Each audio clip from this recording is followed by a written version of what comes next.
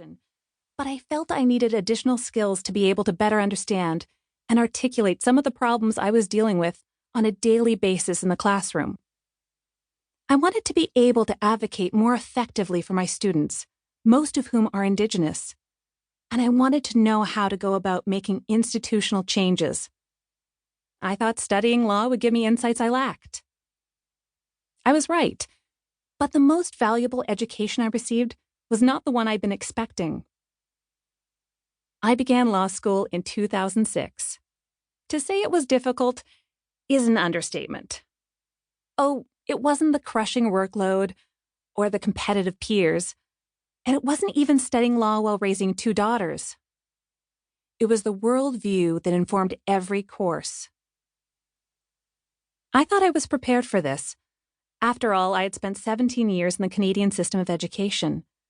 I had forced myself to read all the great European philosophers, and I thought I already understood the worldview.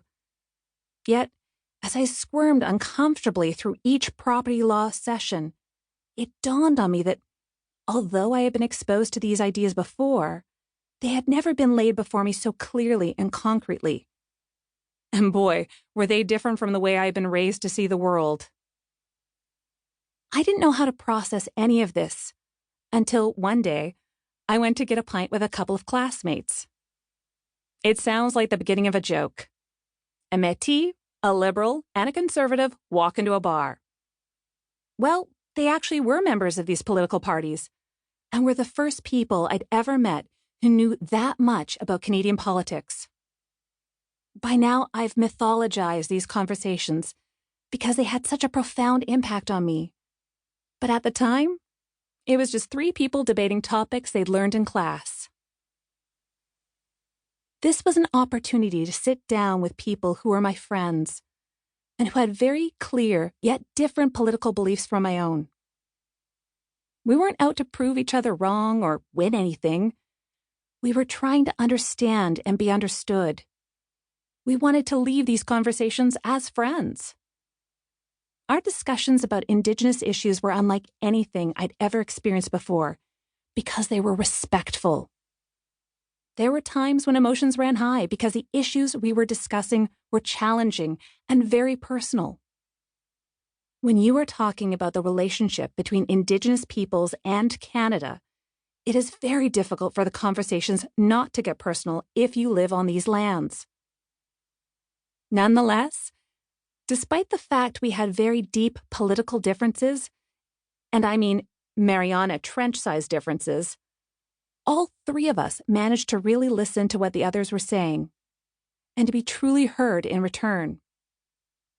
For me, these conversations were life-changing, and are the part of my legal education I value the most. We did not come out of these conversations in full agreement, and in many situations we had to agree to disagree. But we did come out of them with a deeper understanding of one another's concerns and beliefs. Those conversations are the reason this book exists. Each one of the pieces presented here is written as though you and I are sitting down together having a discussion. Obviously, the conversation is one-sided, as I am trying to present my point of view to you. But always, in the back of my mind, I'm speaking to friends. Sometimes, I invoke the counter-arguments or questions I was actually presented with, or that I have had in subsequent conversations with others. They are not the only counter-arguments or questions that are possible, but when I present them, it is because I believe they are questions many people have on these topics.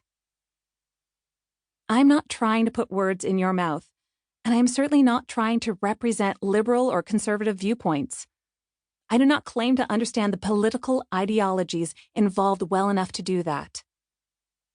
I am trying to make myself understood, and it is entirely up to you to evaluate this information as you will.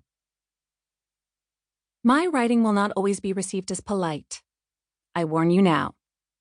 I am indeed impatient with certain claims, and I have been battling the same stereotypes for nearly 2 decades.